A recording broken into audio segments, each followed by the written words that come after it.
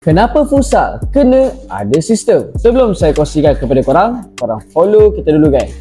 So gang, jom. Kalau tak ada sistem, game terus jadi huru-hara. Semua nak bola, semua lari tak tentu hala. Last hilang shape. Yang pertama adalah untuk elak kelam kabut. Futsal ni laju dan juga ruang sempit. Kalau kita tak ada sistem, memang senang untuk hilang position. Yang kedua, teamwork jadi padu. Bila ada sistem, semua tahu peranan. Siapa anchor, siapa flank, siapa pivot. Baru game flow jadi smooth. Yang ketiga, senang untuk cipta gol. Sistem macam 3-1 atau 2-2 bantu kita buka ruang, tarik defender dan create peluang. Yang keempat, defense lebih solid. Kalau tak ada sistem, senang untuk kena counter. Bila ada sistem, kita tahu bila kita nak press, bila kita nak hold. Yang kelima adalah tak panik bila kena pressure. Sebab kita dah ada plan, so kita akan tahu apa yang kita perlu buat. Futsal ni bukan sekadar skill, tapi game of system plus decision. Tim yang ada sistem, mesti tim dia